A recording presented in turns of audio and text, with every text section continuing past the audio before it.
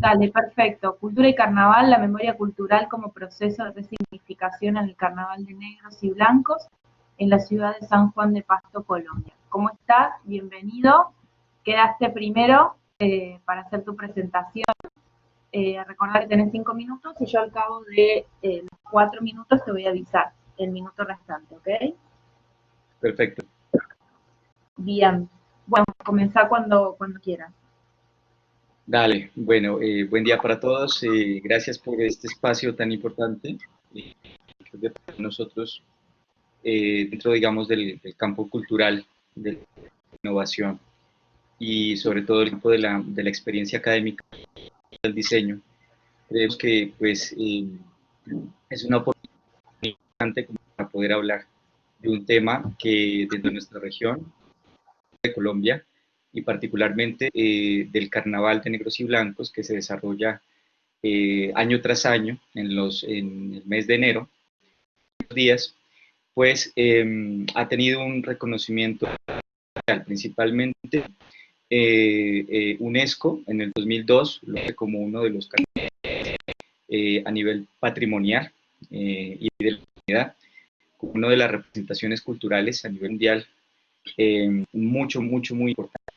Entonces, estamos hablando de una manifestación muy interesante y que a través, obviamente, del trabajo que hemos desarrollado, somos 3 docentes, está el profesor Germán Arturo, la profesora Alejandra Castellanos, y alrededor de este tema hemos dado una investigación que obviamente trata del tema de la memoria cultural. La memoria cultural, nuestro proyecto, obviamente es uno de los factores, digamos, que últimamente alrededor del carnaval se ha mencionado mucho y que a través de los descubrimientos de nuestra investigación, pues ha tenido un auge bastante interesante. Porque hablamos de diferentes niveles de la memoria. Tomamos en cuenta no solamente la memoria colectiva, el resultado obviamente de muchas experiencias, sino también toda esa memoria cultural que es el resultado del trabajo, obviamente, y de la interacción de estas dinámicas entre artesanos, las personas que participan, obviamente, en el carnaval, los cultores, las personas que hacen parte y gestionan el carnaval como y nosotros que, digamos, en algunas ocasiones somos participantes de estas manifestaciones.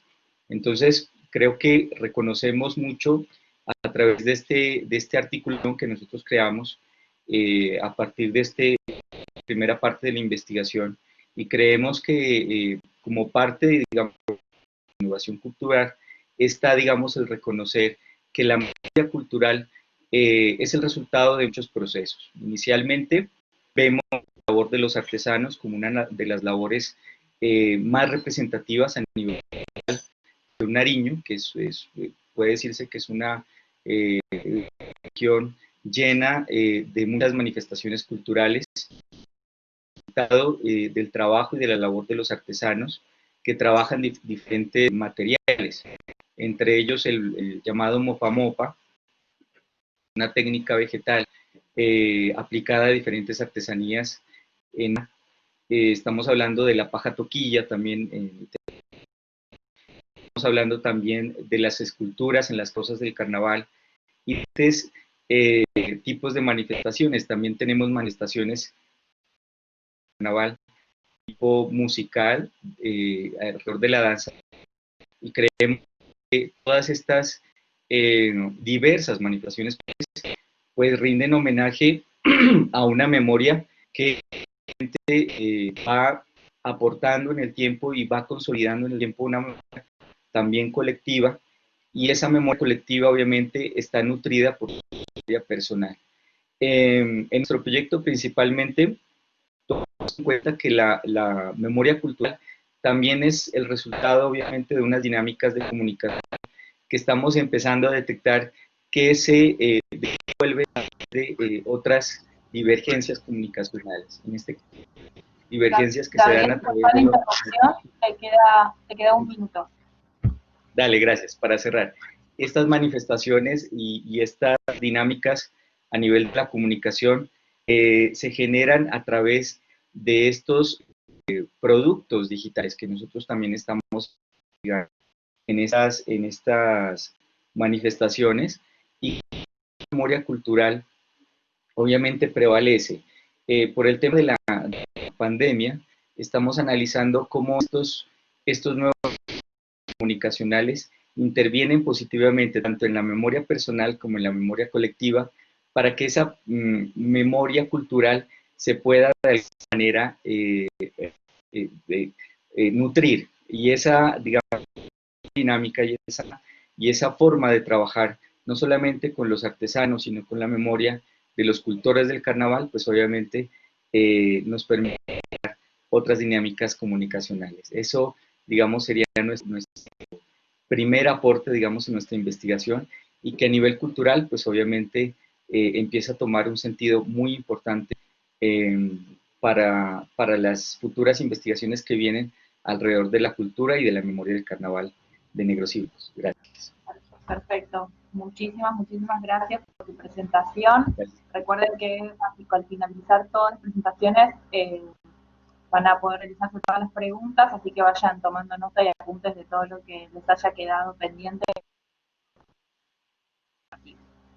Muchas gracias. Muchísimas gracias. No, por favor. La siguiente presentación es Diseño Contemporáneo y Feminismo, Nuevos Caminos, de Raquel Romano.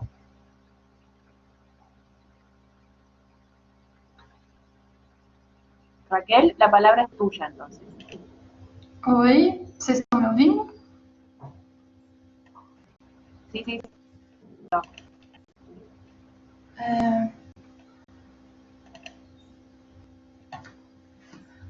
Bom dia, meu nome é Raquel Romano, eu sou mestranda no PPG Design, da Unesp em Bauru, e orientanda da professora Mônica Moura. Na pesquisa de mestrado, a gente busca investigar o protagonismo feminino no design contemporâneo brasileiro, principalmente no cenário das premiações em design gráfico e de produto nos últimos anos, baseado em relações entre o design e os estudos feministas.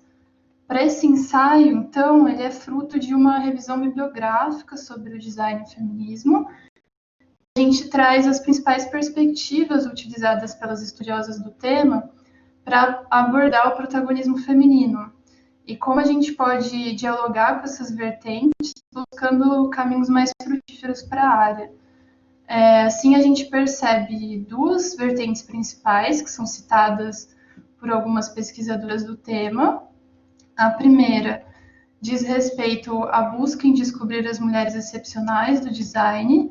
Então, a gente percebe muitas teóricas concentrando-se em documentar as mulheres que tiveram grandes contribuições para a área, mas que não tiveram sua participação reconhecida na história. A gente sabe que a história do design, assim como a história em geral, não deu o devido reconhecimento à trajetória feminina, e por muito tempo no design houve um silêncio na história com relação às mulheres. Portanto, esse caminho, essa vertente, ela é muito importante, porém, focar só nas mulheres que trouxeram grandes contribuições para a área pode deixar de lado histórias e vivências de mulheres que não foram consideradas excepcionais, mas que também podem contribuir para uma perspectiva crítica da pesquisa sobre as mulheres no design. A segunda vertente diz respeito à perspectiva única das mulheres, ou seja, observa-se na teoria sobre o tema pesquisadoras que justificam a necessidade das mulheres ocuparem o mercado de trabalho porque elas projetariam de forma distinta dos homens. Então, só as mulheres conseguiriam projetar para as mulheres. Essa concepção é problemática, ela pode contribuir, invalidar o confinamento de mulheres em determinadas áreas, e, além disso, ela pressupõe uma mulher universal, com valores comuns e compartilhados, e desconsidera totalmente a complexidade do indivíduo. Além disso, a gente busca um design que não reproduz os estereótipos de gênero, independente do gênero do designer. Para finalizar, eu vou falar alguns caminhos que a teoria aponta para a gente continuar com essa temática, e alguns deles é a necessidade de distinguir as metodologias que incentivem as práticas de design sensíveis ao gênero, de outras que se baseiam e fortalecem as opções estereotipadas de homem e mulher. A teoria também aponta para a importância de um design feminista mais consciente das questões de gênero, não somente uma abordagem sobre as mulheres do design, as mulheres designers. Essa abordagem é importante, mas é importante também a gente reconhecer a estrutura que faz com que ocorra a necessidade dessas pesquisas. A gente também vê o papel fundamental do ensino design como forma de estimular debates sobre o assunto, elucidar valores nos alunos e desenvolver a prática do designer cidadão, que se mantém informado e... Miguel, perdón la interrupción, te queda un minuto de presentación. Ok, essas eram as reflexões que eu queria trazer aqui, e é isso, obrigada. Perfecto, muchísimas gracias por tu presentación. Bueno, se va preparando el siguiente expositor. La siguiente exposición titulada Dimensiones de Comunicación, va a estar a cargo de Thais de Sousa Alves Coutinho.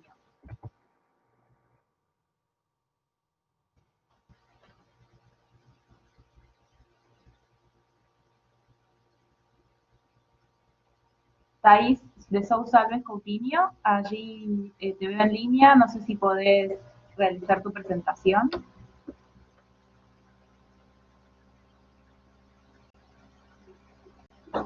Bien, perfecto, perfecto. Bueno, habilitamos entonces tu cámara, así podemos conocerte y comenzar cuando quieras.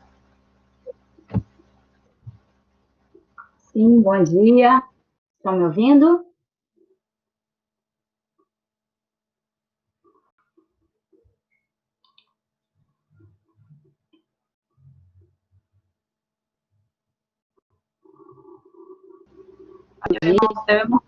Te vemos perfecto entonces.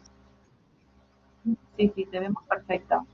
Así que bueno, pongo el cronómetro y presenta cuando quieras. Muchas gracias. Ok, obrigada. Bom dia para todo mundo. Meu nome é Thais. Eu sou professora aqui na Universidade do Estado de Minas Gerais, na cidade de Ubá, e eu vou trabalhar, eu trouxe para vocês, para esse debate de hoje, um tema que eu trabalho na minha disciplina e nos meus projetos de pesquisa. Um que eu estou trabalhando atualmente é sobre as dimensões de comunicação e o papel da semiótica no design, que é a área que eu atuo na universidade, né, com as disciplinas de comunicação e semiótica, a parte de percepção, que a minha formação é na área de comunicação, então eu trabalho com essas questões relacionando o design, a comunicação e como que a semiótica pode ajudar na parte de projetar, né? Então, o que eu faço nesse ensaio especificamente? Eu aponto a necessidade de qualquer produto ou qualquer experiência trabalhar os aspectos de comunicação. E para isso eu utilizo autores que são designers e que trabalham a semiótica como aporte teórico para isso, né?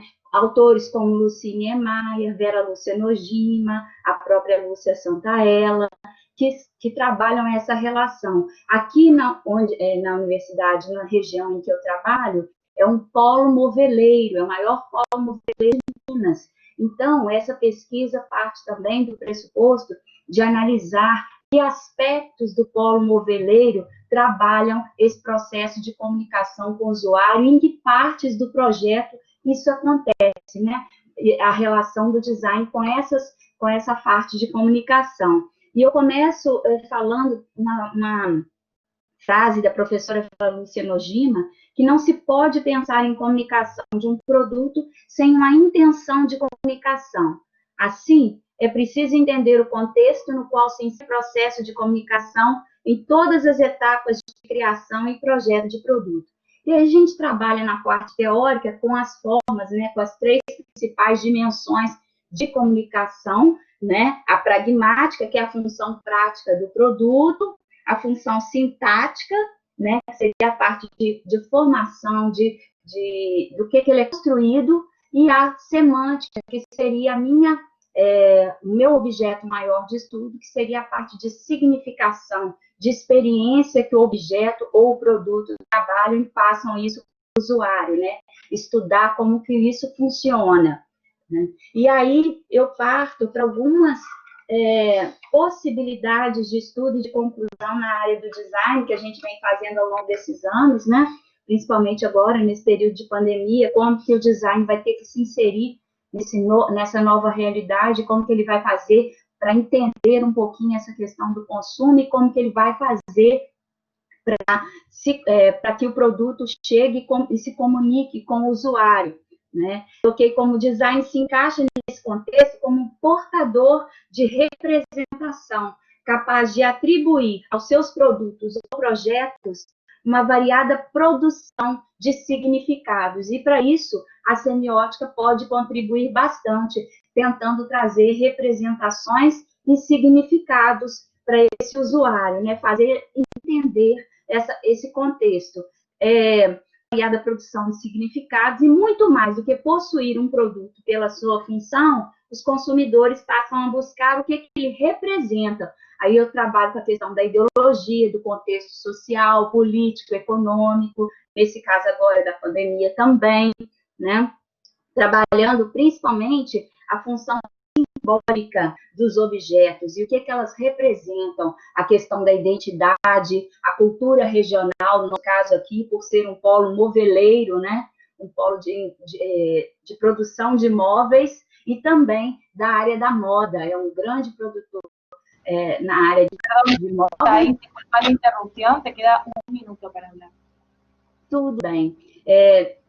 Aí eu termino, então, nessa fase da pesquisa do design, buscando solucionar questões de interpretação desse contexto para poder trazer isso no seu produto, nas suas experiências para o usuário. Muito obrigada, bom dia. Muchísimas gracias por tu presentación. Perdón la interrupción abrupta, pero bueno, es necesario, a todos se los digo, a todos, pero es necesario hacerlo para poder redondear un poco. La siguiente presentación se titula Diseño y tecnología en la evolución del sistema complejo ciudad. Estará a cargo de Sonia Guadalupe Rivera Castillo y Liliana Beatriz Socia Campeán.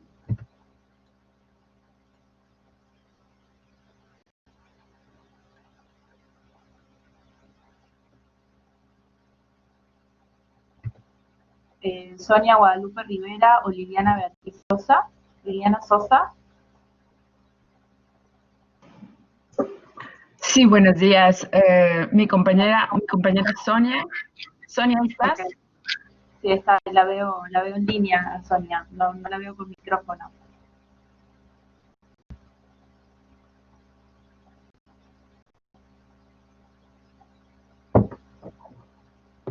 Bueno, le van a compartir la presentación, es decir, entre ustedes, o quiere comenzar alguna.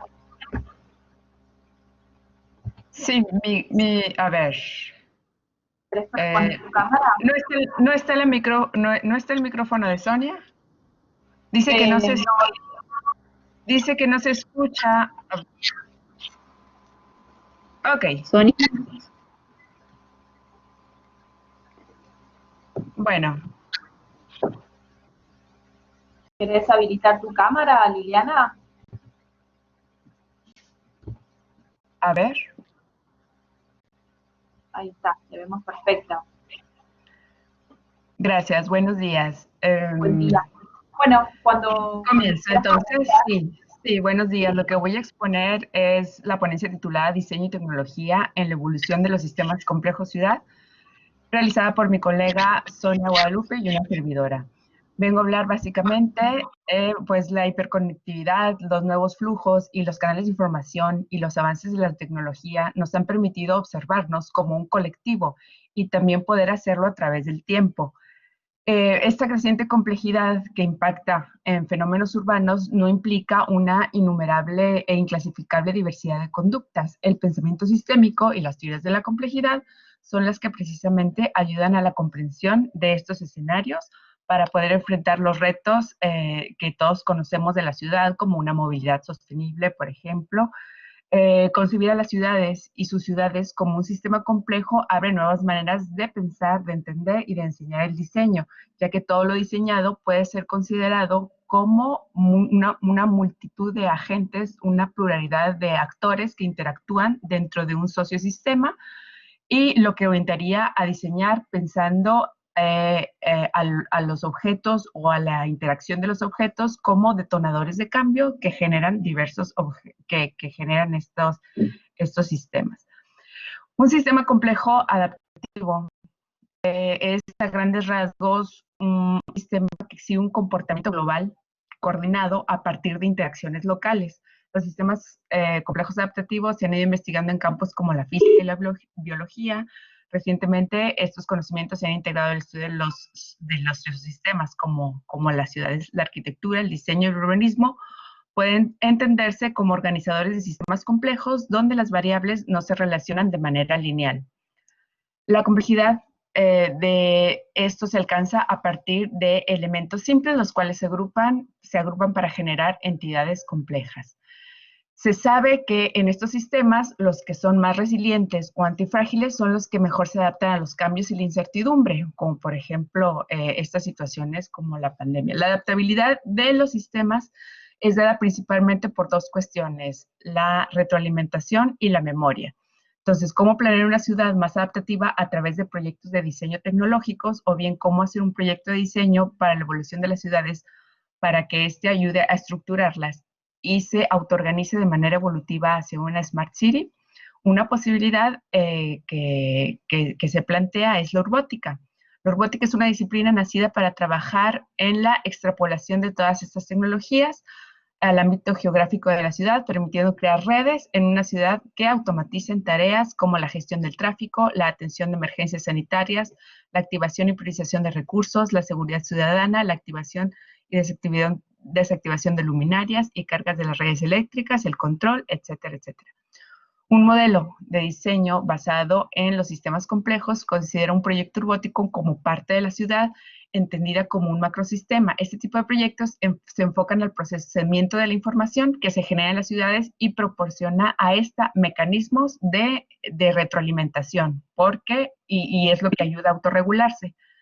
Lo que realmente se pretende transformar en el sistema urbático de visualización es la información, es decir, las acciones de los agentes o los componentes, y poder actuar conforme a ellos. Es como tener un espejo que la ciudad tendría para autopercibirse, juntando toda esta información que se genera y midiendo qué consecuencias o qué efectos tienen las acciones y las interacciones locales de los agentes.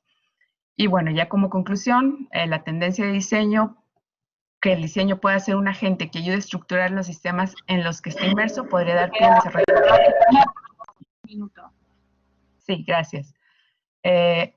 Al proporcionar herramientas que permitan a la ciudad y a la sociedad poder percibirse y actuar en consecuencia, y esto pone sobre la mesa la utilidad del diseño de sistemas urbóticos y cómo deben concebirse en el contexto de las ciudades latinoamericanas.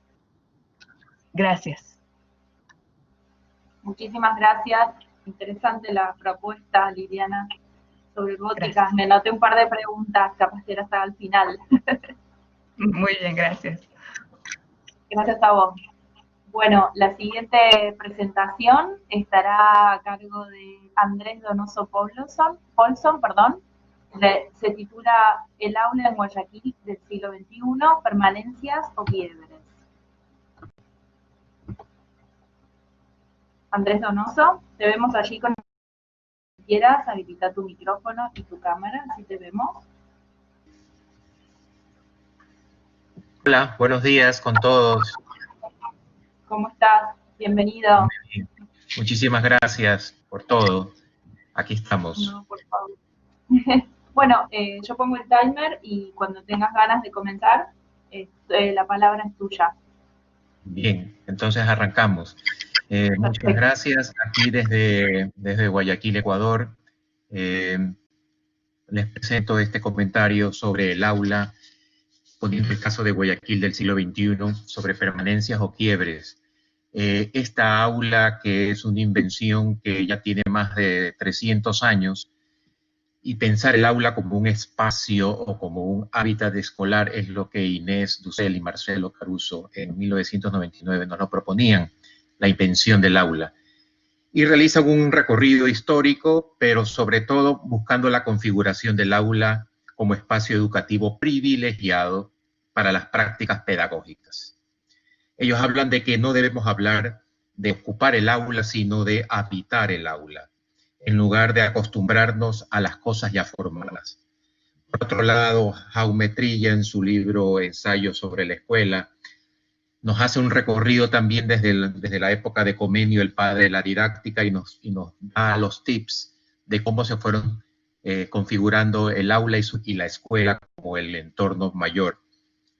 Y la principal caracterización de Trilla sobre la escuela es como un lugar donde se enseña, donde se hacen estas prácticas pedagógicas y se integra con la comunidad. Inclusive Trilla ya hace 35 años nos habla de la tecnología, cómo la tecnología comenzó a pedagogizar lugares y ámbitos. Es decir, empieza a arrebatar funciones hasta ahora reservadas a la escuela lugar.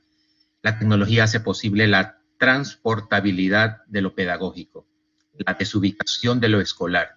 La escuela se desplaza de su lugar, se difunde, se hace móvil, portátil, se inmiscuye en los ámbitos de la intimidad.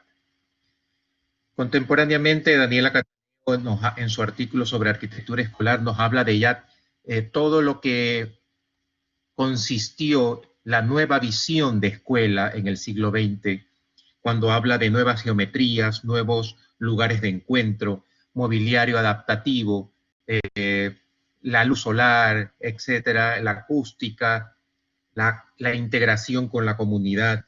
Y hemos tenido a lo largo del siglo XX y en el siglo XXI ejemplos muy buenos sobre cómo estos nuevos conceptos de la famosa escuela nueva se fueron impregnando en arquitectura escolar alrededor del mundo.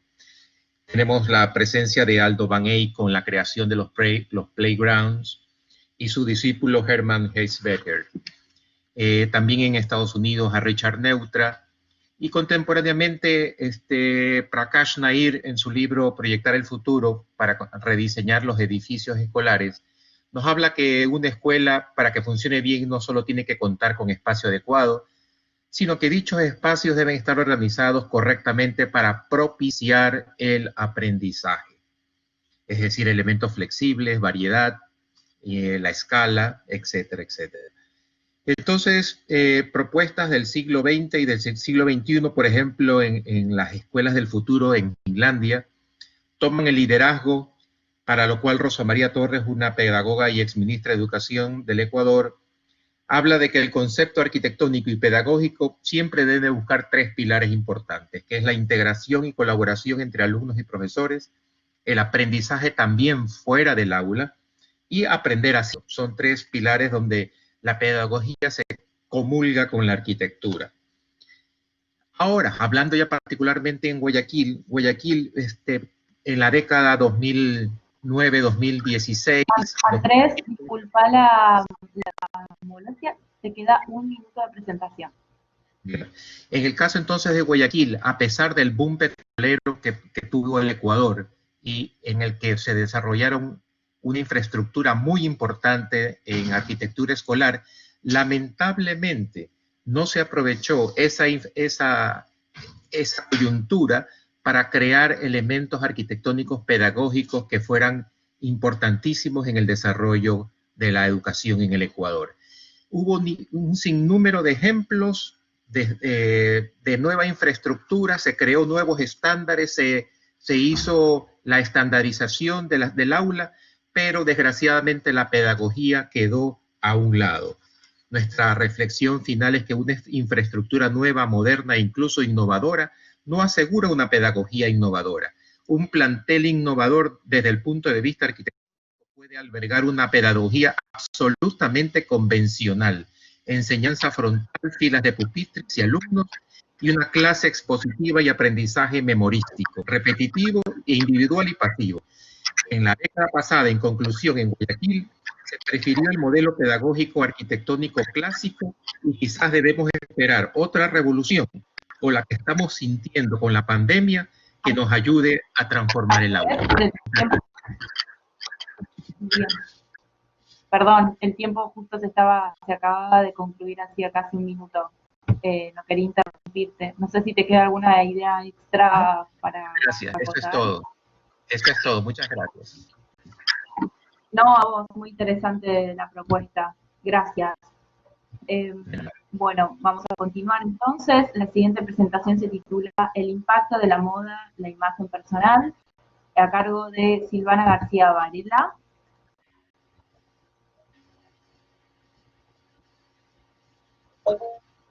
Perfecto, Silvana.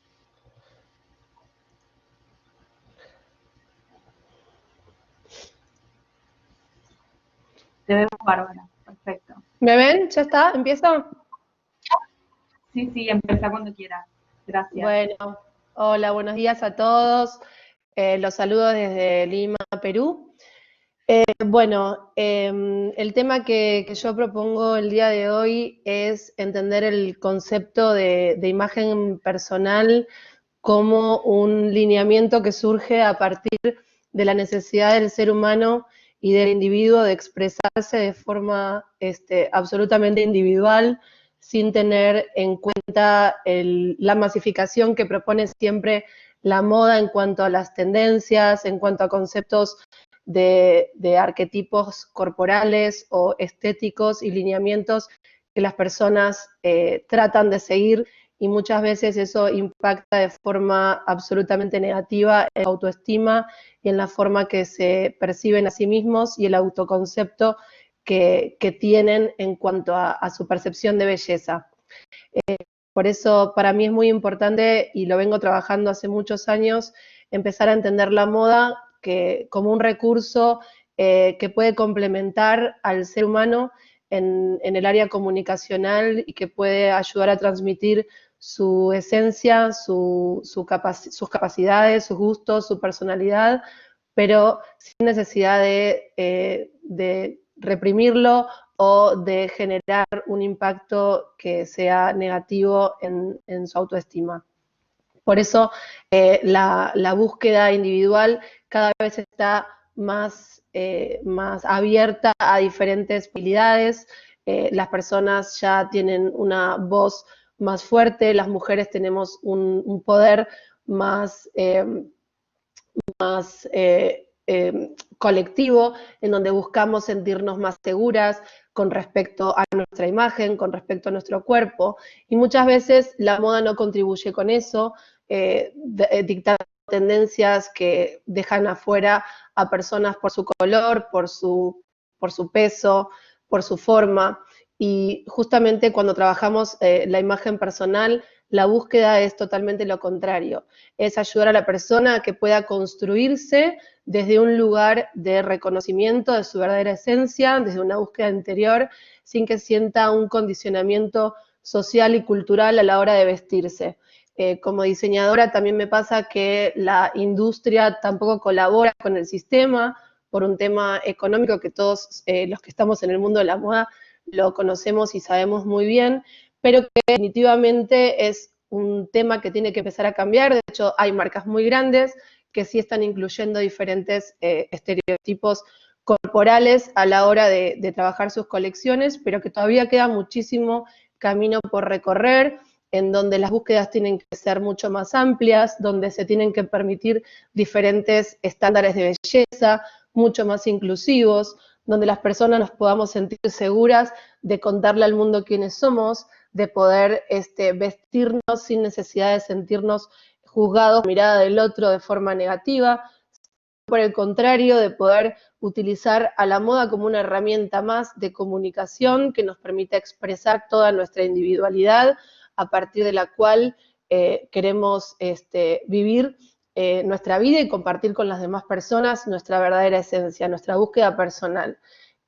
Por eso creo que hay un camino muy largo por recorrer, que si bien es cierto, tiene un fuerte inicio hace algunos años, es verdad que todavía es importante empezar a contribuir de una manera diferente desde el punto de vista del diseño, y por eso también es interesante empezar nosotros también a entender qué rol estamos jugando dentro de... Perdón, Silvana, te interrumpo, queda un minutito de presentación. Dale, ya termino. Quería decir que también es importante entender el rol que nosotros estamos representando dentro de la sociedad también como seres humanos y qué tanto nosotros juzgamos a los demás. Creo que el cambio también empieza por nosotros como ciudadanos para poder contribuir a que todo esto forme un nuevo paradigma de belleza en cuanto a la comunicación y la moda. Eso es todo. Perfecto, muchísimas gracias por tu aporte. Me da pie también, anoté unas preguntitas sobre algo que pasó aquí en Argentina, que después te voy a preguntar seguramente al final si no hay otras consultas, por supuesto, de los colegas. Muchas gracias. Dale, muy interesante. No, ustedes, chicos. Gracias.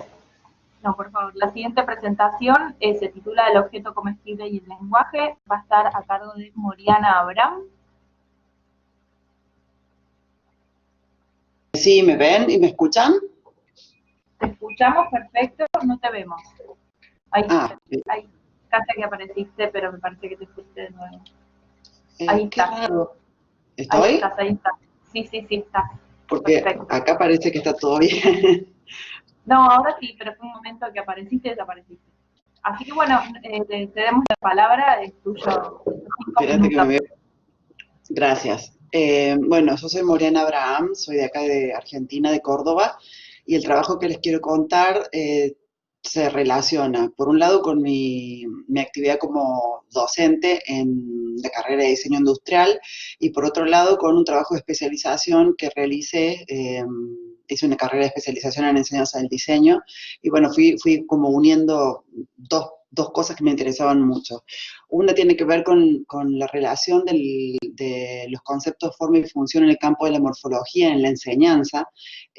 Aquí en Argentina y en las universidades donde yo trabajo hay una fuerte mirada de trabajo, de enseñanza del estudio de la forma y de la generación de forma en el diseño desde una abstracción muy fuerte, ¿no?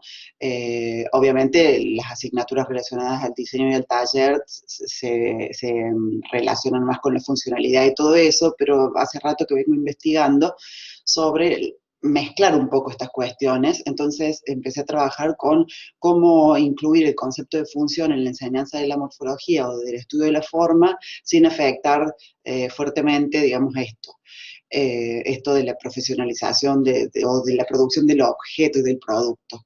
Y por otro lado, por ese camino llegué a investigar un poco la práctica relacionada al diseño de comida o al design food, que bueno, hace unos años que está, muchos años que se trabaja, pero que en los últimos años se ha puesto como más conocido. Y desde ahí, lo que nos interesaba desarrollar para este trabajo, que lo empecé con una compañera, pero que después no pudo trabajar, es la relación entre estos conceptos de forma y función afines al estudio de la forma y su articulación en un campo de desarrollo profesional específico con mucho futuro y con mucha posibilidad de crecimiento, que es el diseño de comida. Cuando pensamos en confrontar estas hipótesis, pensamos también en cuáles son los conceptos contemporáneos que definen esta relación y la búsqueda innovativa en relación a la utilización de lenguajes formales en un proceso de producción determinado como es el diseño y la producción de la comida, ¿no? O del objeto comestible, como nos gusta llamar a nosotros. El lenguaje de la forma, en este trabajo, se enfoca en dos de ellas, o sea, trabajamos con dos tipos de lenguajes. El lenguaje que tiene el producto en sí, el producto alimentario o el alimento o el objeto comestible, como les decía, que se puede producir industrialmente, que está relacionado al estudio de la forma con el objeto, con su definición, con cómo se lo asa, se lo agarra, se lo utiliza, etcétera. Y el diseño de la experiencia, O sea, ¿qué implica esto? Investigar y pensar qué significa el diseño en estos aspectos, la experiencia del comer, la experiencia de disfrutar de determinada forma relacionada al diseño del objeto comestible. Y ahí se nos ocurrió también trabajar relacionando estos conceptos con lo que propone Bramston en su libro del 2010, que son lenguajes contemporáneos en el diseño. Y usamos, esto lo hacemos en un ejercicio específicamente con los estudiantes. Primero lo vimos nosotros en esta investigación y después lo llevamos a un ejercicio. El concepto de normalidad, por ejemplo, donde se propone una generación de materiales y procesos que podemos llamar impostores, o sea, que parecen una cosa y son otra, que en el caso del diseño del objeto comestible hay un montón de posibilidades para trabajar, y ni hablar en las configuraciones morfológicas. Y como ejemplo les sugiero a Martí Guixé, un catalán, yo les iba a mostrar fotos, pero bueno, no puedo. Otro de los conceptos es el concepto de hibridación, que en el diseño del objeto comestible se relaciona con combinar diferentes elementos para crear un resultado. Un minuto. Sí. Ahí les propongo a Christiane Kegelmann, que es una chef artista, o sea, es artista, pero se decidió dedicar a la comida. Y el último de los conceptos tiene que ver con la mezcla de disciplinas, donde el objetivo es un trabajo interdisciplinario, y ahí les sugiero también visitar a Dinara Casco, que es una arquitecta que se dedicó al diseño de pastelería y trabaja con todos los elementos de impresión 3D, AutoCAD, de todo ese tipo de programas de diseño 3D para la alimentación. Para finalizar, les quería decir, como mi super síntesis, que cada diseñador puede, a través de esto, o estudiante y futuro diseñador, convalidar lenguajes culturalmente conocidos, proponer lenguajes nuevos, experimentando la aplicación de conceptos de otros campos, explorando también los límites formales posibles, sin olvidar que muchas veces los productos que se materializan mediante un lenguaje global, influido por expresiones individuales de cada diseñador. Y esto no solo puede influir y transformar la estética, la funcionalidad o las técnicas posibles, sino también permite crear nuevos productos, funciones nuevas, donde el lenguaje de la forma posibilita recuperar cuestiones tradicionales, lenguajes tradicionales, trabajar con la identidad y explorar nuevos caminos en busca de la innovación. Les agradezco mucho la oportunidad.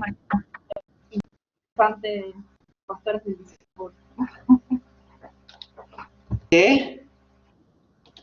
Que es muy interesante el concepto de design food, y me llamó mucho la atención el concepto de impostores. Después lo profundizaremos en todo caso. Lo charlamos, ¿sí? Dale. Muchas gracias por tu presentación. La siguiente ponencia se titula La gestación de una disciplina, el interiorismo en Lima, 1980-2010. Estará a cargo de Magalí Paulet.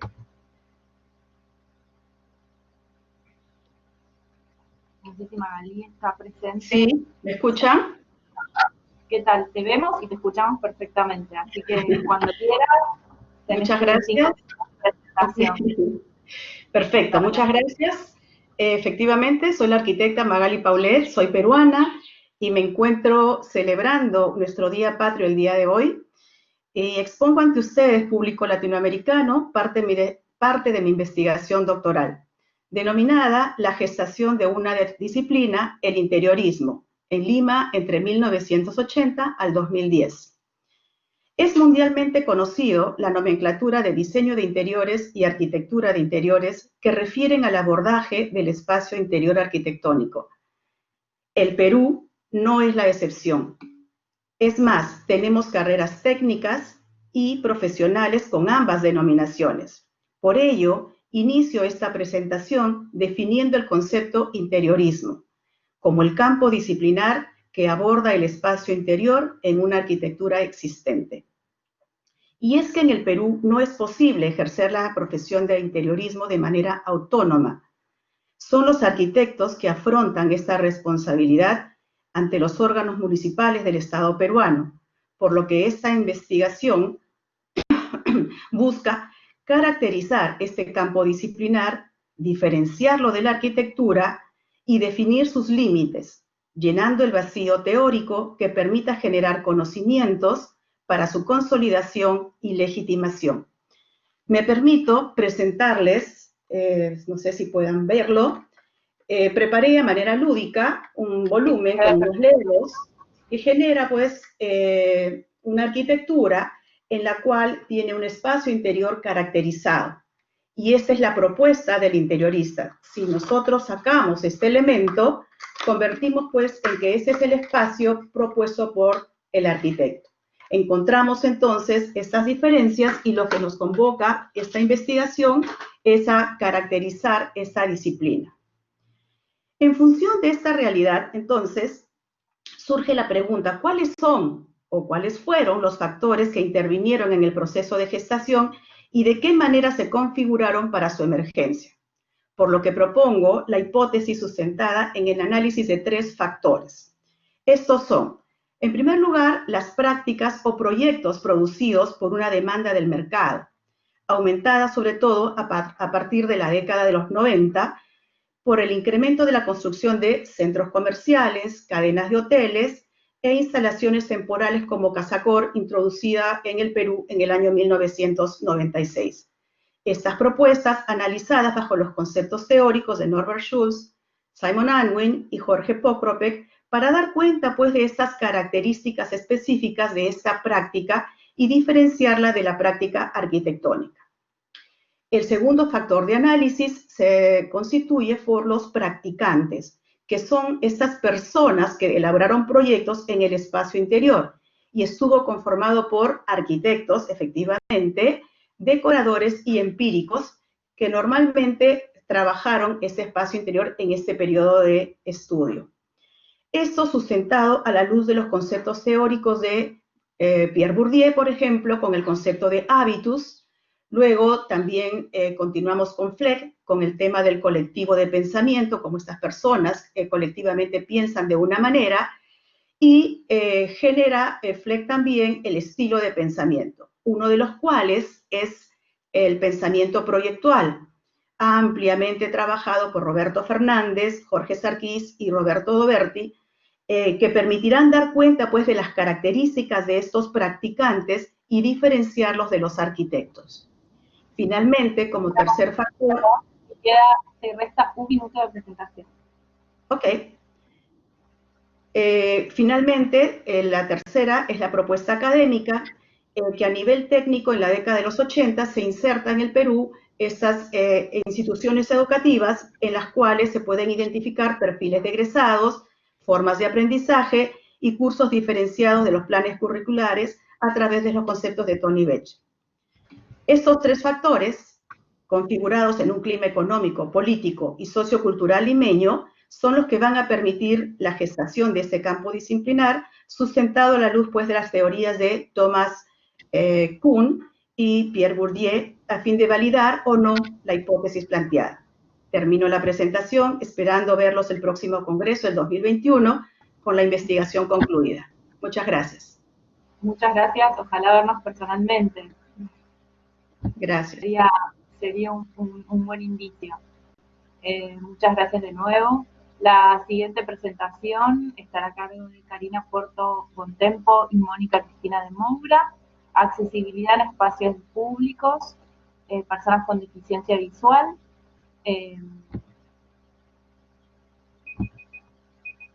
No sé si están para comenzar su presentación. Karina Porto Bontempo y Mónica Cristina de Moura.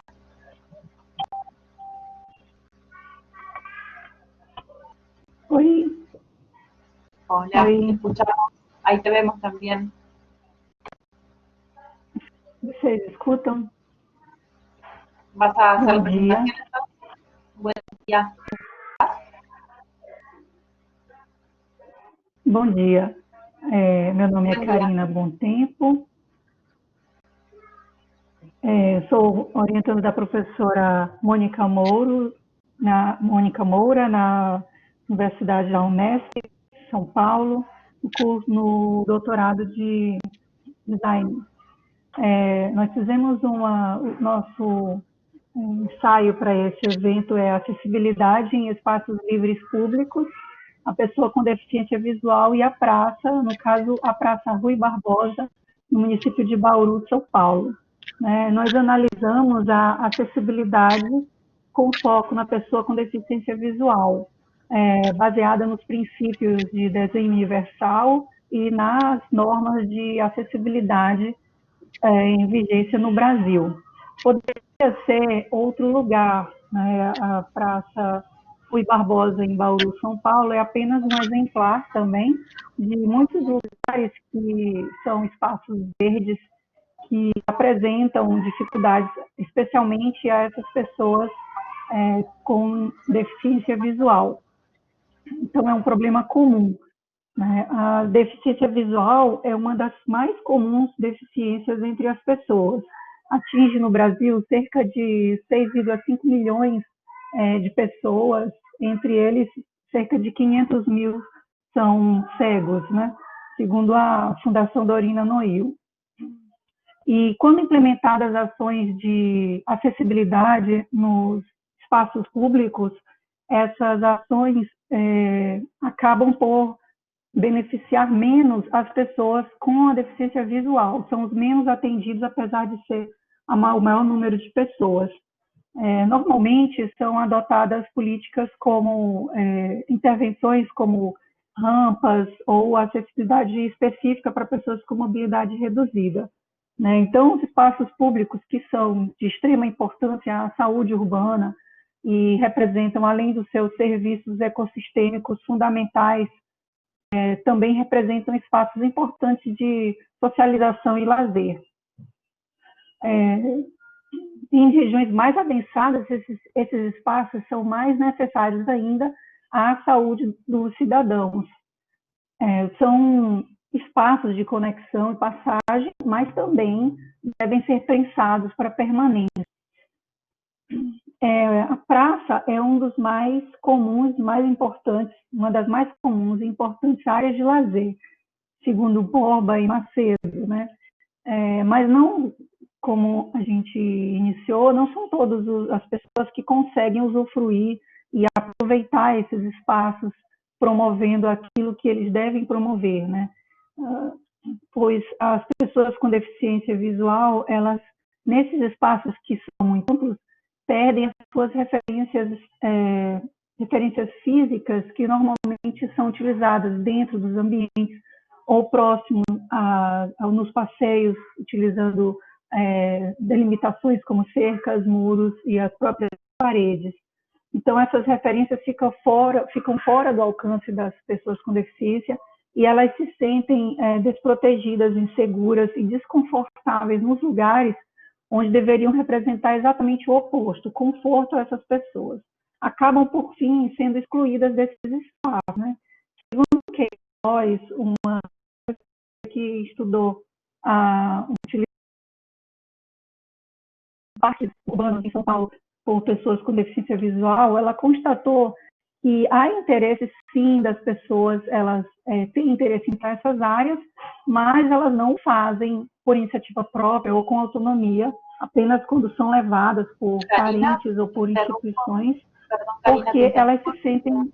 Oi. Un minuto.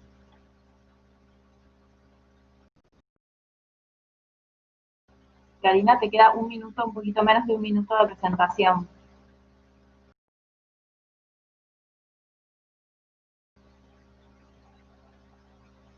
La veo en línea, pero me parece que se desconectó, no la veo hablando. Celeste, ¿vos la ves?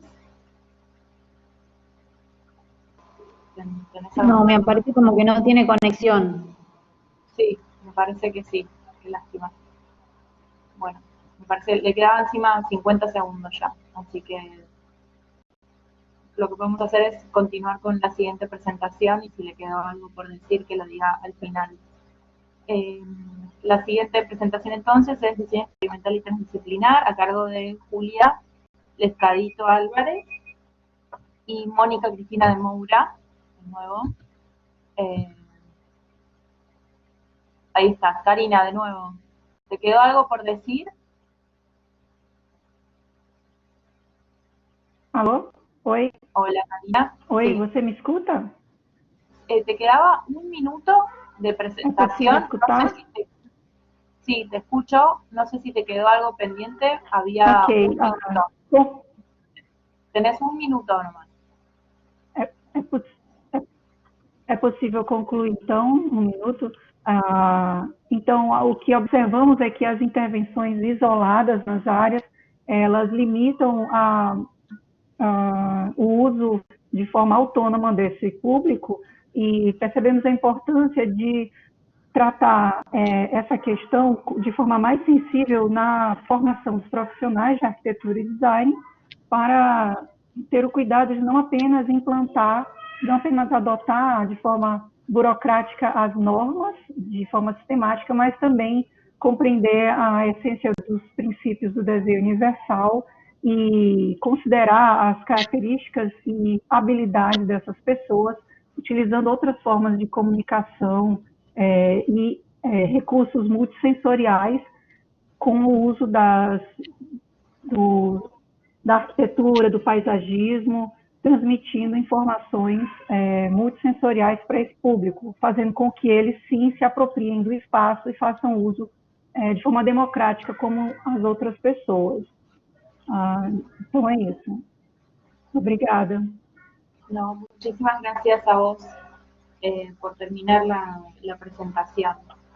Bueno, la siguiente entonces, Julia Lescarito Álvarez, no sé si estás online. Ahí estás, ahí te escucho y no te veo todavía. Ahí estás. Olá. Hola. Todos me veem, me escutam? Te escuchamos bien. ¿Te escuchas bien? Então, bom dia para todos. Eu queria agradecer a organização do evento, todas as pessoas que estão aqui assistindo. Meu nome é Júlia Comim, eu sou formada em design gráfico pela Unesp e meus estudos são focados em estamparia artesanal e serigrafia no desenvolvimento de projetos autorais e experimentais. Eu gostaria de dedicar esse trabalho ao Luiz Otávio Galassi, meu grande amigo e parceiro, que deixou viver em nós a paixão pela serigrafia e pela arte da experimentação. Bom, o título do meu artigo é Design Experimental e Transdisciplinar na Nós Estampa, e ele surgiu do meu trabalho de conclusão de curso feito em 2019, e ele foi escrito junto com a professora Mônica Moura. Para contextualizar, a Nós é o nome da minha marca, e ela é um projeto que nasceu durante a graduação e foi criado em parceria com o Luiz em 2018. A marca surge de uma vontade em comum de estudar a serigrafia e suas possibilidades e, através dessa técnica, criar um canal de expressão possibilitando construir narrativas através do vestuário. Eu vou deixar aqui nos comentários o link do site da Nós e o @ do Instagram para vocês, quem tiver interesse em saber um pouco mais sobre o projeto. Bom, parte essencial do desenvolvimento do nosso trabalho foi o apoio que a gente recebeu desde o início da professora Mônica e do Laboratório de Design Contemporâneo da Unesp.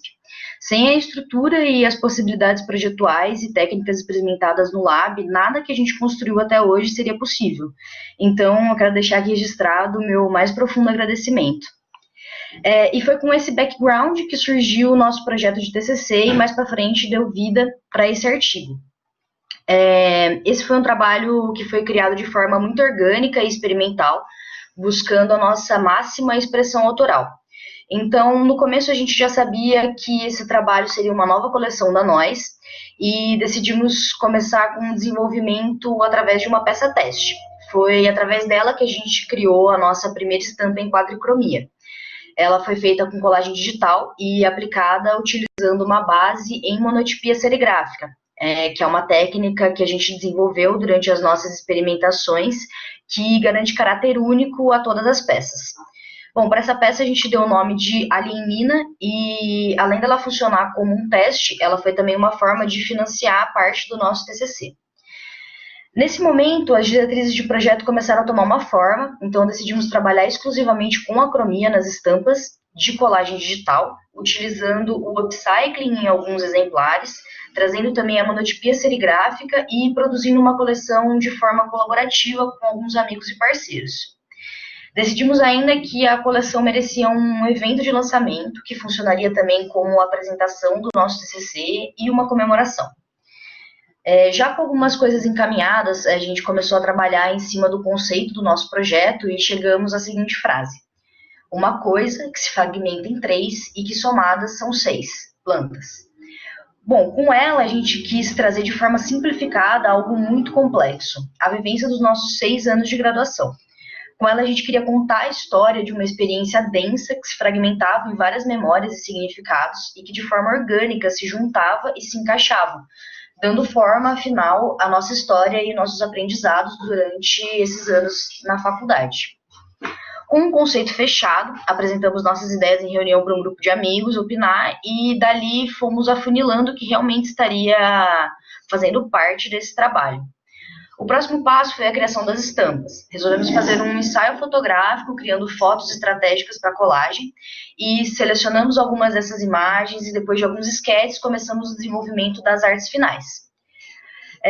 Posteriormente, fizemos uma corodaria em peças de segunda mão compradas em brechó. E nesse ponto do trabalho, os conceitos de dualidade, convergência e transformação, eles já estavam intrínsecos ao projeto. E foram... Te queda 1 minuto de apresentação. Ok. E esses conceitos foram essenciais para o desenvolvimento da coleção final, que consistia em 3 estampas, que seriam aplicadas em 3 camisetas e fragmentadas em 3 peças de upcycling, formando assim as 6 peças finais. E dessa forma nasceu finalmente Descalços, a nossa nova coleção. Bom, o evento de lançamento foi feito em um bar chamado Nosso Quintal, aqui de Bauru, em São Paulo, e contou com a participação de vários artistas incríveis. O evento começou com um show acústico de música autoral do Projeto Narciso. Em seguida aconteceu o desfile performático da coleção Descalços, com 3 dançarinos, ao som de uma música também autoral do DJ Caio, que finalizou a noite com um set de música eletrônica. Bom, esse trabalho foi extremamente desafiador, teve pelo caminho muitos contratempos e nos exigiu uma persistência e adaptabilidade muito grande. Mas foi um projeto igualmente gratificante, que fechou um ciclo com chave de ouro. Então eu queria agradecer a todos que participaram de alguma forma desse projeto e que permitiram concretizar esse sonho. E muito obrigada também a todos que assistiram até aqui. Um ótimo congresso para todos. Bueno, gracias a vos, Julia. Muy interesante la presentación. Muito obrigada. Pero vamos a convocar ahora a Jairo Andrés Guido Muñoz, quien era uno de los primeros, pero por algunas cuestiones técnicas tuvo que llegar un poco más tarde. Así que Jairo, no sé si estás atento para hacer tu presentación. Por las dudas, si no escuchaste, son 5 minutos. Al cabo de los 4 minutos yo te voy a advertir que te queda 1 minuto de presentación. No se puede compartir pantalla tampoco. Así que bueno, cuando quieras comenzar, empezás. Buenos días, ¿me escuchan y me ven? Te vemos y te escuchamos perfecto. Vale, buenos días, me disculpo de antemano por tardarme, pero curiosamente hoy se me cruzaron con unas ayudas humanitarias que estamos haciendo por la pandemia acá en Colombia. Entonces me disculpo de antemano, entonces quiero agradecerles por la invitación y por todo. Mi tema de proyecto fue, como los caben, lo del glamping. Nos hemos dado cuenta que muchos diseñadores industriales siempre abarcamos temas y diseños que siempre tienden a ser coloquiales, pero nos hemos dado cuenta que la parte turística en varios países ha logrado un desarrollo y una economía muy amplia. Podemos darnos cuenta que en la parte del turismo y de la hotelería encontramos siempre lo mismo, siempre encontramos hospedajes, hoteles, sitios que no son muy agradables para el usuario, y tras que no son agradables para el usuario, no están diseñados con el ambiente acorde donde están ubicados. Por eso nos surgió la idea y el proyecto de hacer estructuras para glamping, las cuales fueran adecuadas para los hoteles, para las regiones y para las personas que van a visitarlos, porque nos hemos dado cuenta que el turismo logra y es una iniciativa para todo el país, es un generador económico de empleos. Y como diseñadores industriales o como diseñador o arquitecto o ingeniero, podemos lograr diseños que abarquen mucho más, porque digamos, nos damos cuenta que varios diseños eran muy básicos. El diseño es muy básico, el diseño no se acopla a las personas, no se acopla a las nuevas culturas. Cuando tú vas a visitar un hotel, cuando vas a visitar un hospedaje, no logramos tener conexión buena Wi-Fi, no logramos tener buena ergonomía en las camas, en las mesas, si tienes que trabajar, si tienes que conectar un computador, tampoco encuentras conexiones universales. Nos hemos dado cuenta que el turismo y todos estos sitios no se quedaron en el pasado, no nos están brindando objetividad y soluciones a muchas cosas. Ahí es cuando nos damos cuenta que el diseñador industrial puede abarcar varios aspectos, varios programas y varias disciplinas.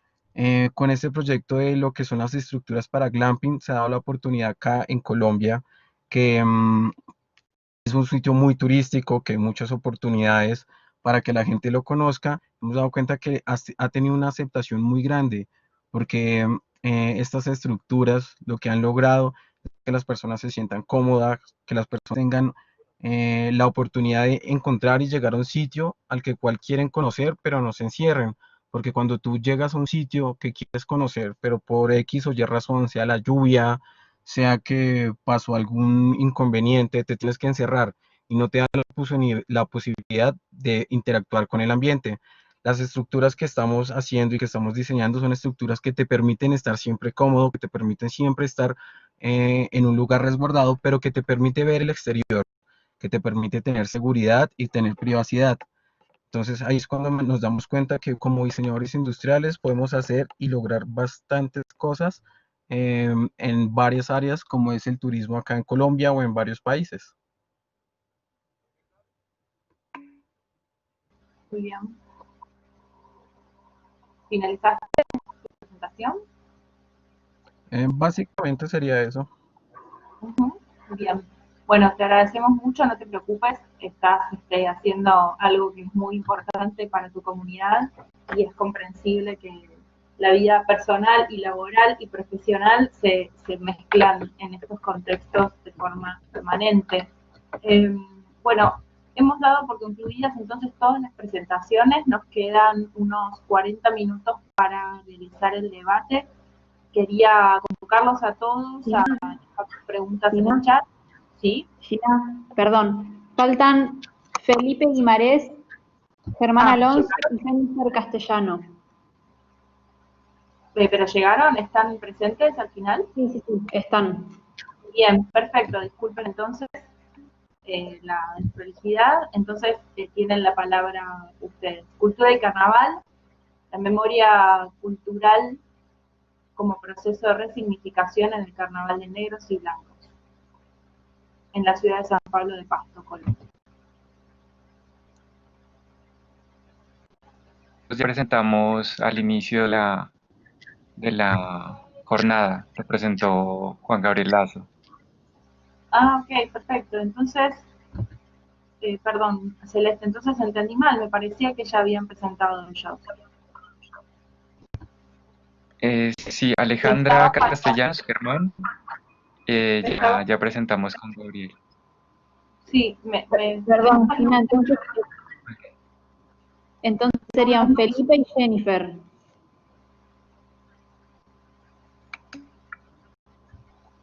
Pero ¿de qué perdón, de qué título, de qué presentación? Porque ellos, en realidad, el título, la presentación ya fue realizada. Ellos se sumaron, pero la presentación la hizo una sola persona, ¿o van a sumar más información sobre esa ponencia? Felipe está anotado como individual con diseño de moda y envejecimiento femenino.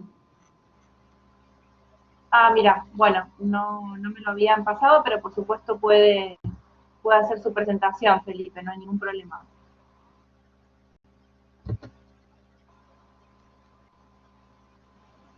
Ok, gracias. A vos, muchas gracias. ¿Me ves? Sí, perfecto, gracias. ¿Sí? Ok, gracias. Buenos días, soy profesor Felipe Guimarães, estudiante de doctorado en diseño y supervisor del proyecto que presentaré en nombre de mis estudiantes en la Universidad Anhembi Morumbi, en São Paulo, Brasil. El proyecto se llama Design de Moda y o Envelhecimento Feminino, pero pediré permiso a todos para presentar el proyecto en portugués, pero ya me siento más cómodo, ¿sí? O presente trabalho de conclusão de curso tem a temática do envelhecimento da mulher e as possíveis relações com o design de moda, que é o curso que as minhas orientandas fazem, então, a Andressa Santos, a Letícia Silva, a Luísa Matavelli, a Maria Clara Raimundo e a Sara Santos, e a partir da temática proposta, elas pretendem explorar o público que varia entre a idade de 40 anos e 55 anos e as relações dessas mulheres com seus próprios corpos, moldadas pela ótica dos padrões estéticos que é imposto pela sociedade, pelo menos aqui no Brasil, e que incluem a questão da juventude como valor de corpo capital. Então, o modelo tradicional se baseia na produção e consumo num ritmo intenso e acelerado, e pela questão do surgimento de novos perfis e demanda dos consumidores e pela necessidade de reformular modelos produtivos vigentes nesse cenário atual nosso aqui. Então, o projeto visa o desenvolvimento de uma coleção de peças de vestuários que seja pertinente a esse tema e que englobe também os princípios da economia circular, que é uma proposta que as alunas trazem em sua estrutura operacional dessa marca que elas propõem. Então, como parâmetro estético, elas, imposto, né, pela sociedade, é um dos exemplos com a relação dessa mulher com esse seu próprio corpo. É verdade que essa pressão estética e o ideal de corpo perfeito, ela se aplica tanto ao homem quanto às mulheres, mas a questão aplicada às mulheres, a gente percebe, num contexto histórico, que essa figura feminina ela é construída meramente como um objeto de desejo, de ou reprodução superestimada, assim, nesse parâmetro estético, e aqui no Brasil, ter esse corpo que se encaixa nesse padrão, que é chamado de ideal, se torna uma verdadeira riqueza. Então, através de mídia e através de outros meios, a questão da jovialidade é imposta como esse padrão ideal. Então, elas pesquisando, fazendo essa revisão bibliográfica, esse levantamento, percebem que o envelhecimento ele é apresentado como algo vergonhoso, que deve ser disfarçado e combinado a todo custo, né? A questão de rugas e flacidez, que são conceitos que elas investigam e encontram nessa pesquisa. Nesse contexto, o mercado de beleza e de moda, eles são grandes responsáveis por propagar esse ideal de juventude, seja através de seus produtos ou de modelos que promovem essa realidade, que aos poucos vai sendo mudado, mas traz aos holofotes personalidades e modelos com uma idade mais avançada, mas que muitas vezes fica só no âmbito das capas de revistas e desfiles. Então, elas percebem que esse estímulo que é trazido é muito mais mercadológico do que inclusivo, visto que elas fazem uma pesquisa de consumidor e elas encontram um consumidor que é pouco retratado e contemplado nesse universo que elas propõem aí.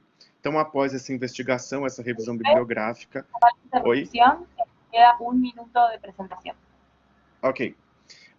Elas propõem, então, uma investigação, de uma discussão mercadológica, trazendo a questão do modelo linear, que é como funciona hoje a indústria da moda, você extrai e depois descarta após a fabricação e o uso ali. Então, elas trazem uma metodologia para que isso seja circular, e elas propõem alguns resgates de técnicas artesanais, como bordado, tricô, algumas técnicas antigas, a partir dessa conversa com esse público-alvo. Elas também trazem a questão de um tingimento natural, feito a partir ali de algum tipo de resíduo, que infelizmente aqui não tem como mostrar as imagens, e a coleção que elas propõem é a partir de tecidos sustentáveis, feito basicamente com o ciclo do bicho da seda a partir do casulo vazio, para que isso não cause nenhum dano a esses insetos, enfim. O tingimento natural também ela tem várias receitas, e aí a proposta delas pode ser vista no Instagram que eu vou compartilhar aqui. Elas ainda estão fazendo esse trabalho, então possivelmente vai ser alimentado com essas informações.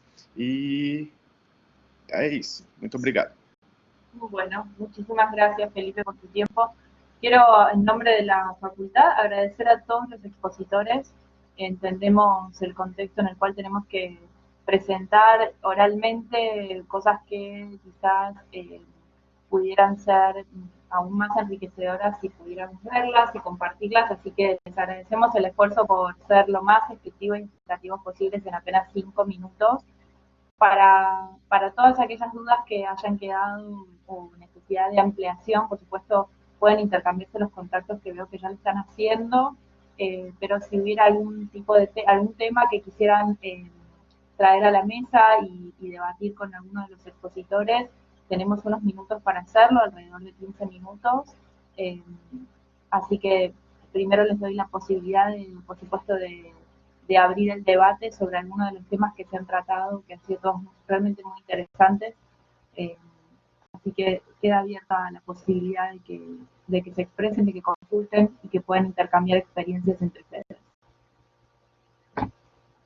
Pueden escribir la pregunta o pueden levantar la mano con el icono de la persona con la mano levantada y le damos la palabra y le cedemos el micrófono.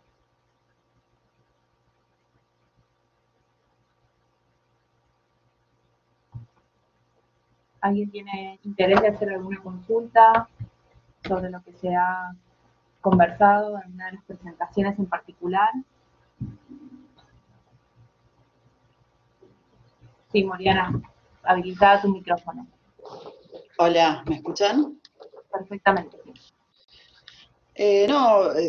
Como buena docente hice una relación entre lo que acaba de decir Felipe con todo el proyecto, me pareció muy interesante, y Silvana creo que se llamaba, sobre el condicionamiento social en cuestiones de moda y belleza, y me pareció que era como a destacar lo importante que es en este momento no de pandemia también, pero en este momento del mundo, en este momento donde algunos paradigmas venían cambiando y me parece que otros no, destacar esto, ¿no? Que me parece que hay que tener una mirada, estoy de acuerdo con los dos, tener una mirada mucho más abarcativa. Yo también trabajo en diseño indumentario, por eso lo estoy diciendo, pero me pareció interesante relacionarlos, me pareció interesante que en distintos puntos de Latinoamérica estemos trabajando con esos conceptos, y nada, destacar eso. Perfecto. Silvana, ¿querés hacer alguna acotación? O Felipe, vi, Silvana, que levantaste la mano. Habilitate el micrófono. Sí, gracias. Sí, la verdad que antes era importante el tema del paradigma de belleza, pero hoy en día incluso lo es más en un contexto de pandemia donde también hay que entender que además las personas están atravesando diferentes tipos de emocionalidad que pueden también tener un impacto en la forma en la que se perciben, ¿no? Lo que hablaba antes del autoconcepto. Yo trabajo también el tema del coaching de imagen y en realidad tiene mucho que ver con esto, con el empoderamiento a partir de percibirnos de una forma mucho más inclusiva y empoderada. Así que gracias, Moriana, ¿no? Por haber rescatado el interés, porque de verdad que es bastante actual y muy interesante. Bueno, perdón, la última frase, ahí lo puse en el chat. O sea, tenemos que aceptar la verdadera diversidad. Estamos en un momento en el cual estamos todos bregando por la diversidad y la aceptación de la diversidad, y justamente me parece que es un camino. La moda nos está poniendo determinados límites, la moda concebida como viene concebida en los últimos 50 años, entonces es importante, me parece, trabajar en eso, sobre todo por la gente joven y por un montón de cuestiones, pero bueno, no quiero seguir. No, está bien. Me dio pie cuando yo escuché esa presentación, me dio pie porque hace muy poco, yo no sé si estás al tanto, Silvana, sobre el debate que hubo, quienes trabajaron en algunos temas referidos en esta comisión, referida a temas de representaciones sociales, temas de género, feminismo, inclusive, se habló mucho sobre el rol de los medios, lo han mencionado de alguna forma u otra, o a través del diseño mismo. Hace unos días una revista, ¿cómo se llaman aquí? Sí, claro. Estuvo en el foco de todas las atenciones porque la tapa de la revista tuvo a la reina Máxima, que es argentina, es la princesa de Holanda, y su hija, que va a ser la futura reina de Holanda, y se focalizaron, aparentemente es una joven de 16 años, muy... que tiene un desarrollo intelectual muy importante, que hace muchísimas actividades, y la etapa lo único que destacó, digamos, o relevó fue el plus size, como que básicamente estaba aceptando las críticas, digamos, y como que no le importaba eso, casi como sin decirlo, como si fuese un problema, ¿no? Entonces, esto obviamente se supo luego que molestó muchísimo en Holanda, pero bueno, socialmente en Argentina se armó un gran revuelo porque va en contra absolutamente de muchísimos movimientos que siempre están poniendo el foco en cómo debe ser la mujer y qué parámetros debe cumplir. Y bueno, naturalmente cuando las escuché a vos, escuché a Felipe también, me recordó ese debate, ¿no? No sé si tenés algo para decir al respecto sobre el tema este de la imagen. Sí. Sí, absolutamente. Ahí hay varios puntos en realidad. No solamente las responsabilidades de los medios, también hay algo que es nuestra responsabilidad individual y social. Basta ver los comentarios que hacen algunas mujeres sobre otras en publicaciones de Instagram, como para darte cuenta también que como sociedad tenemos mucho todavía que aprender. Pero esta mirada de mujer objeto, de mujer ícono sexual, es una mirada... bueno, no me gusta mucho utilizar ese término, pero es que es real, es una mirada patriarcal, en donde la mujer siempre está condicionada a su aspecto físico como única puesta de valor, mientras que al varón se le toman otros atributos, y las mujeres también ahí tenemos un rol importante, porque también lo permitimos, ¿no? Entonces, es un tema que da para hablar un montón, en realidad, porque no solamente es la opresión social, nosotras también somos seres sociales y también nos oprimimos. Entonces yo creo que la búsqueda también va por uno mismo y por empoderarse a partir de sus propias capacidades sin estar tan pendiente de la mirada del otro. Creo que ahí empieza la verdadera revolución. Sí estuve al tanto de lo de la tapa, y lo que sí celebro es que realmente se haya armado un debate, porque hace algunos años nadie se lo hubiera cuestionado, y que se empiece a cuestionar realmente sí tiene que ver con un cambio de paradigma y sobre todo del empoderamiento que estamos teniendo las mujeres colectivamente, y eso es bastante auspicioso para un futuro. Me gustó algo que dijiste en tu presentación, que es contarle al mundo quiénes somos a través de, por ejemplo, nuestra vestimenta. Podemos contarlo de mil maneras, ¿no? Cada vez es más visual, que las tecnologías nos favorecen y a veces hasta fagocitan negativa y positivamente las dos visiones, ¿no? Porque hay como un concepto de belleza que de alguna manera u otra estamos todo el tiempo recibiendo, pero al mismo tiempo va en lucha, o sea, está en la puja, ¿no? Por intentar ser lo más auténticos posibles, e intentar que todas las plataformas, inclusive las tecnologías de la información y la comunicación, tiendan a, entre comillas, democratizar, que es bastante, comunicación al menos lo debatimos bastante si es tan democrático o no, pero digamos, permite que haya una pluralidad de voces interesantes, y yo también celebro que se haya despertado ese debate, porque quizás en otro momento no hubiese sucedido. De hecho, son revistas o son medios de comunicación que se caracterizan por instalar modelos de belleza e imposiciones culturales relacionadas a la imagen, sobre todo de la mujer,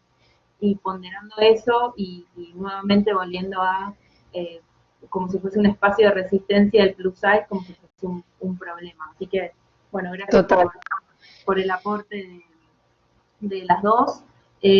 A ustedes, chicas. Bien, no sé si alguien quiere hacer alguna otra pregunta, si tiene ganas de consultarle algo a algún expositor.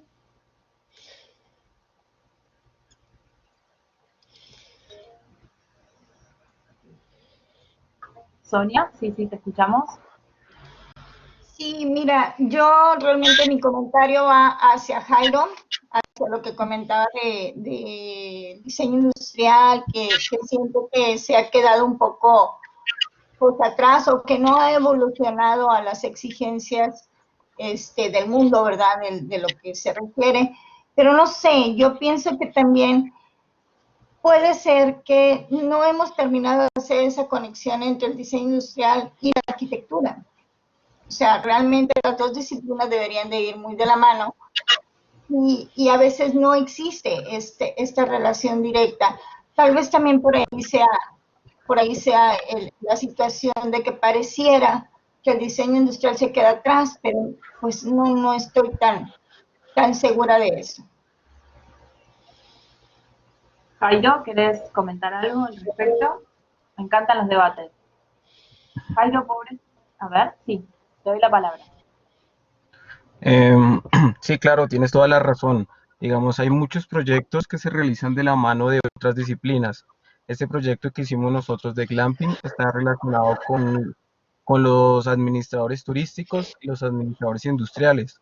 Y esto muestra que la interdisciplinaridad ayuda a desarrollar mejor el diseño, porque a veces uno se da cuenta que el diseño industrial se queda a veces solo en el mobiliario o se queda solo en el prototipo de que vas a hacer un diseño de un auto, de un mueble, de algo así. Pero lo que tú decías, cuando uno se entrelaza con otras disciplinas como la arquitectura, el diseño y la ingeniería, creería que se logran hacer muchas cosas. De pronto no estoy diciendo que el diseño se quede atrás, estoy diciendo es que de pronto somos un poquito envidiosos y ególatras y no queremos tomar de la mano a otras personas que nos ayuden a evolucionar más nuestros diseños. Ok, estoy de acuerdo. Sonia. Sí, ok, estoy de acuerdo. Tal vez eso sea, a veces no terminamos de hacer esta conexión con las disciplinas que se relacionan y esto no ayuda a la evolución de mejores productos, ¿no? De mejores proyectos. Sí, ya entendí por dónde vas. Gracias. Bien, justamente estos espacios de debate en el que pueden participar todos ustedes sirven para eso, ¿no? Para aclarar dudas, para poder poner en cuestión algunos temas que se hayan abordado en todas las presentaciones. Siempre es enriquecedor y para eso está este espacio. ¿Alguna otra consulta, algún otro abordaje distinto, novedoso que se quiera realizar, ya que estamos en una comisión de innovación?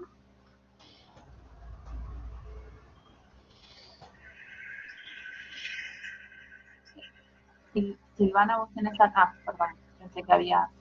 Quien quiera puede hacer levantando la mano. No, nada más les quería agradecer. No, eso, nada, agradecerles a todos por su participación y a ustedes, chicas, por su trabajo. No, por favor, a ustedes por esforzarse en este contexto igualmente. Yo tenía una pregunta que no sé si todavía continúa en línea. Sonia Rivera. Sonia Guadalupe Rivera. Sí. Quería hacerte una pregunta. Vos hablaste de robótica, soy desconocedora del tema, pero sí trabajo en el ámbito de las políticas públicas. Entonces me preguntaba si un proyecto de robótica, digamos, ¿qué impacto social puede llegar a tener en los dos sentidos, ¿no? En el tema de tecnologizar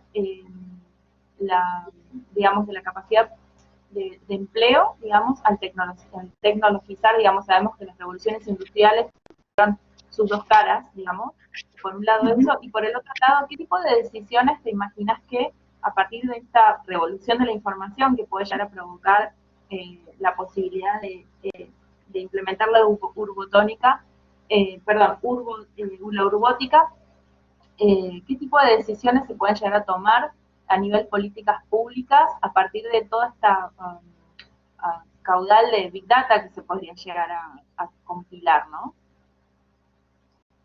Bueno, lo que pasa es que yo creo que la robótica, como algunas otras disciplinas, son parte de lo que pudieran ser el fundamento para precisamente tener más argumentos para poder crear una política pública. O sea, realmente si estamos dando innovación en sistemas de seguridad de la ciudadanía o en sistemas, pues no sé, de medidas ambientales, yo creo que es una muy buena opción. Utilizar la tecnología, pues es lo que nos queda en este momento. O sea, si realmente la utilizamos de manera correcta, pues nos puede dar muchísimas otras opciones que también fundamentarían mucho más un proyecto para poder ser presentado ante una política pública, para beneficio de la ciudadanía, obviamente. Por supuesto. Se me viene a la cabeza algo que mencionaste, por ejemplo, en temas de tránsito. Calculo que en temas de inseguridad, delincuencia también puede llegar a colaborar. En este momento solo pienso en las cámaras en la calle, digamos, pero ¿qué otro tipo de tecnologías aplicadas digamos, comprenden el universo de la urbotónica? De la urbótica, perdón, no termino de decir bien la palabra. Mira, por ejemplo, la activación y desactivación de luminarias. Eso sería en gran medida una muy buena opción. Lili también, creo que Lili también quiere hablar. Adelante, Lili. Ahí, cuando termines de dar tu explicación, Liliana, te damos la palabra. Sí, cómo no. Sí, yo es que de ejemplo quería mencionar lo de las islas la detección de islas de calor en la ciudad, por ejemplo. Continúa, Sonia, adelante. Sí, ese tema inclusive también, lo de las islas de calor, o sea, tener situaciones que han surgido precisamente a raíz de problemáticas nuevas que se han presentado en el mundo. Simplemente pues la pandemia yo creo que nos ha hecho reaccionar hacia muchas situaciones que no teníamos previstas y que tenemos que salir con sistemas de emergencia a cubrirlos. Entonces, toda esta tecnología siempre nos va a dar muchísimas más opciones para cómo resolverlas. Entonces, por ejemplo, como decíamos, en el tema ambiental, controlar los sistemas y la activación o la desactivación de las luminarias, de cargas eléctricas, de abastecimientos, esto, poder hacer un uso correcto de esta energía, pues ayudaría muchísimo a la sociedad. Ahí dice Lili por ahí algo. ¿Verdad? Adelante, Lili. Pero sí, no, nada más quería complementar de esto de ejemplos que se pueden aplicar para la política pública de las redes de sensores, que nos pueden decir muchas cosas, por ejemplo, para tomar decisiones sobre gestión de riesgos y muchas otras cosas. Pero era todo. Gracias. ¿Y acaso eso me pregunto, ¿no? También para poner en cuestión algo que tiene que ver con la vigilancia, digamos, puede llegar a ser, ustedes recién dijiste algo, Sonia, muy interesante, importante, que tiene que ver con el buen manejo de estas tecnologías, porque también esto puede prestarse al debate de, bueno, por lo menos aquí en la Argentina, el tema de la implementación de cámaras en la calle, si bien obviamente tiene un factor beneficioso por los hechos de inseguridad, al mismo tiempo se cuestionó el control social, ¿no? Esto de estar vigilando permanentemente a la sociedad. Imagino que un término como la urbotónica, urbótica, que releva tanta cantidad de información que si bien se puede, digamos, facilitaría una toma de decisiones a futuro por parte de los funcionarios en sí, también podría llegar a despertar un debate al respecto. Sí, por supuesto. Yo creo que el tema de cámaras también nos ayuda, no solamente en cuestión de seguridad, también en cuestión de movilidad, que es un tema, yo creo que a todos los países del mundo nos trae un poquito preocupados o de cabeza, de que cómo hacer que la movilidad realmente sea la idónea o sea lo mejor que se pueda, y así pues ayudar a muchas otras situaciones que están en torno de ella. Entonces, estas cámaras, estos sistemas que se van creando toda esta información y se va compartiendo toda esta información, pueden sacarle muchísimos beneficios a grandes problemas que aquejan a la ciudad. Entonces, si, por ejemplo, nosotros en el tema de movilidad, pues nos beneficiaría mucho saber por dónde y cómo y en qué momento se aglomeran o se aglutinan los automóviles o la gente, o cómo es que sucede este movimiento. Entonces, todo esto nos lo proporciona los sistemas de urbótica. Entonces, sí nos ayuda mucho en la cuestión de mejorar sistemas en la ciudad. Bueno, muchísimas gracias a las dos por sus aportes muy interesantes. Ya nos quedan unos minutitos nomás, y justo Andrés está comentando, y yo te quería hacer una pregunta a vos, Andrés, por tu proyecto. Así que me diste un muy buen pie para hacerte una consulta. Bueno. Justo. Vos hablaste sobre el tema de las aulas en Guayaquil, y sobre un proyecto realmente muy interesante que confluye lo arquitectónico y lo pedagógico. Bueno, por lo menos en Argentina la variedad, no solo de ramas pedagógicas que están en las escuelas, no soy especialista, lo aclaro, pero bueno, sí vivo aquí, y además un mix entre estilos pedagógicos y problemas sociales también, que a veces donde los colegios, las escuelas, tanto primarias como secundarias, a veces cambian o modifican su rol educativo, digamos, de contenido pedagógico para absorber un rol quizás hasta más social. Yo te quería preguntar si estos modelos tan modernos, por decirlo de alguna manera, tienen o estudiado que tengan algún impacto sobre, por ejemplo, el rendimiento escolar o sobre el desarrollo de otras destrezas, no solo intelectuales, académicas, digamos, de los niños y niñas. Sí, muy, muy pertinente tu pregunta, porque es la pregunta que siempre se nos hace. Si es que el rendimiento académico está directamente relacionado con la infraestructura física. Y sabemos que la calidad educativa depende de muchos factores, no solamente de la infraestructura educativa, como fue en nuestro caso en Ecuador, con las famosas llamadas escuelas del milenio. Se pensó que por hacer una infraestructura full equip, por decir, ya estaba resuelto el problema. Cuando las aristas de la calidad pasa por preparación docente, situación personal de los estudiantes, el modelo pedagógico, etcétera, etcétera.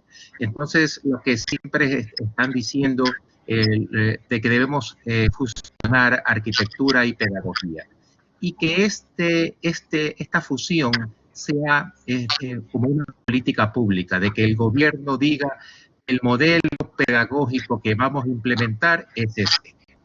Porque para sorpresa de muchos, cuando se hacen las pruebas estas de académicas de matemáticas o lenguaje, hubo sorpresas en el sentido de que de repente el ganador, el mejor estudiante, no era necesariamente uno que venía de la escuela del milenio, sino de algún recinto interior que en cambio era una persona súper motivada por sus padres, motivada personalmente por sus faltas de necesidades básicas, pero con unas ganas de aprender y que no dependía de la infraestructura escolar para realizar sus sueños y sus logros.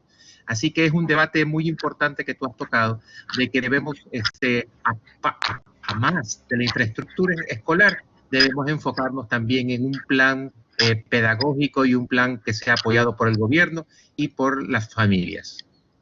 Sin duda, siempre el debate es si la superficie o el fondo, ¿no? O sea, tratar de que la ecuación sea un poco equilibrada entre el tipo de contenidos o el abordaje pedagógico general, ¿no? Con buena capacitación docente, pero también una infraestructura que inclusive haga parte a los alumnos y que los haga sentir, diría, con autoestima o como parte de esa comunidad educativa, pero que no gane el maquillaje de una buena apuesta, por decirlo de alguna manera, y un contenido quizás que no contempla esas particularidades de las comunidades educativas, sobre todo en casos que quizás tienen complejidades sociales. Nosotros en Latinoamérica lo palpamos permanentemente, que tiene que ver con que a veces, por lo menos en las escuelas argentinas, y me consta, los chicos van con hambre a los colegios, ¿no? Entonces, y es real, quizás la copa de leche que les dan sea una o dos comidas que les da la escuela. Entonces, por otro lado, esos chicos obviamente tienen el mismo derecho de ir de poder estudiar en un entorno agradable, que no pasen calor, que no pasen frío, que tengan comodidades, que puedan conocer distintos objetos y abrir su cabeza de la misma manera que lo puede hacer otro niño en otra condición social. La verdad me encantó, me parece muy interesante y sobre todo esto que hayas aclarado sobre la posibilidad de adaptar y que toda esta ecuación de variables, digamos, sea positiva sobre todo para los chicos y chicas. Muy bien, ok. Gracias. Bueno, hemos llegado al final de esta comisión. No sé si alguien más quiere hacer algún aporte, alguna consulta. Celeste, no sé si quieres comentar alguna cosa más, si tenés alguna duda. No, por mi parte, decirles a todos muchas gracias por el respeto y la profesionalidad con la que se desarrolló la comisión. Todos sabemos que estamos en un contexto difícil y la virtualidad trae aparejados muchos problemas que, bueno, en esta oportunidad los supimos resolver muy bien. Así que gracias a todos por la buena predisposición, por el respeto, por la profesionalidad. Fue un placer escucharlos. Espero que esto les haya servido para expandir los proyectos de cada uno y que se puedan retroalimentar entre ustedes. Por mi parte, gracias de nuevo, gracias Gina. Si no hay nada más que decir, los invito a quedarse a la próxima comisión que va a estar empezando en 5 minutos, que es Identidades Locales y Regionales. Muchas gracias. Bueno, me sumo a los agradecimientos de Celeste. Gracias Celeste a vos también por estar ahí asesorándome y asistiéndome en toda la cuestión técnica, así yo podía dedicarme a escuchar a los expositores y a que cumplieran el tiempo y todos pudieran tener sus cinco minutos. Las presentaciones van a estar online a partir del mes de agosto. Seguramente la facultad se va a comunicar con ustedes para podérselos comentar. Bueno, gracias a todos y vayan a la siguiente comisión que les comentó Celeste. Yo, por las dudas, les dejo aquí la página web donde pueden consultar la información de todas estas jornadas y que tengan un excelente día.